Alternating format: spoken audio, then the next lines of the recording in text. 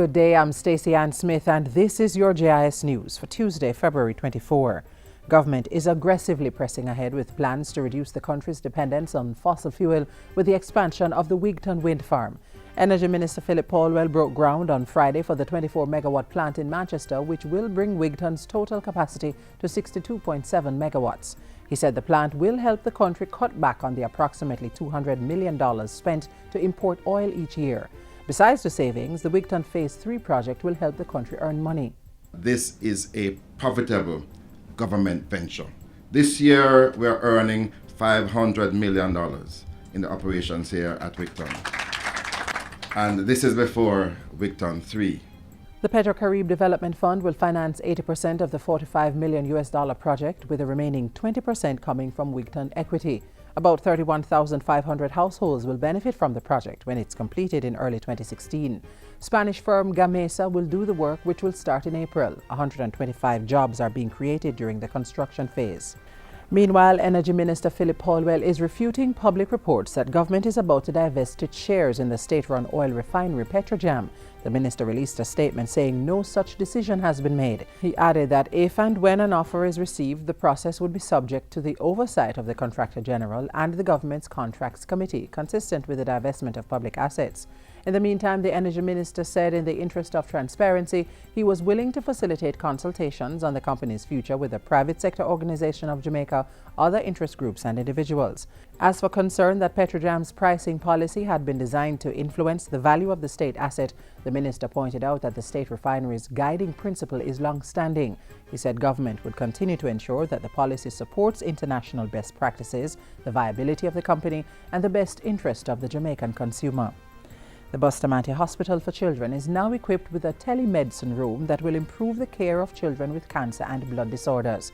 $8 million was spent to equip the center with a Polycom Group 700 video conferencing system and 2 big-screen monitors, along with supporting infrastructure. The facility will allow local doctors to consult with specialists in Canada and across the Caribbean via video conferencing to compare case studies, formulate diagnoses, and discuss best care scenarios for patients. It will also allow for training, online workshops, clinical usage, and consultative sharing of knowledge from overseas partners.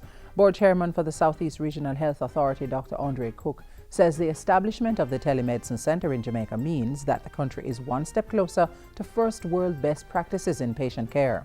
Bustamante sees between 25 and 30 pediatric cancer cases annually. And now with this telemedicine room, we will be better able to dissect to the molecular level the diagnoses of these children and to be able to treat them in a more timely manner. The state-of-the-art facility is an initiative of Sick Kids International in partnership with Scotiabank and Quick Play Media. Prime Minister Portia Simpson Miller says the scope of government's biennial Jamaica Diaspora Conferences have been broadened from issues-based sessions to results-oriented opportunities. The 6th Biennial Jamaica Diaspora Conference is scheduled for June 13 to 18 at the Montego Bay Convention Center in St. James. In anticipation of the event, Mr. Simpson Miller has called on Jamaicans abroad to participate in the government's Diaspora Mapping Survey to deepen collaborations. Her message was delivered by Foreign Affairs Minister Senator A.J. Nicholson at last Friday's launch of the 2015 conference. It will assist in creating a database of Jamaicans worldwide who are interested in contributing to the nation's development. With that information, we can better match the skills of Jamaicans overseas with opportunities that exist here in Jamaica. Persons who want to attend this year's Diaspora Conference should contact the Foreign Affairs Ministry by phone or email.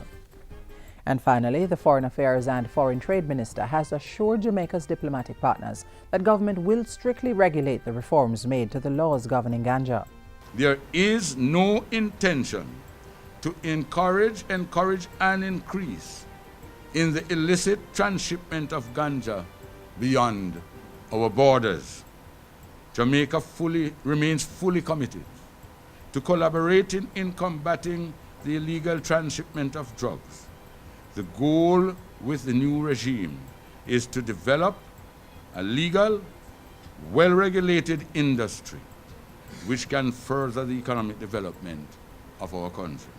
Senator Nicholson was addressing a recent function in observation of Diplomatic Week. He assured members of the Diplomatic Corps that the amendments were fully in keeping with all of the island's existing international obligations.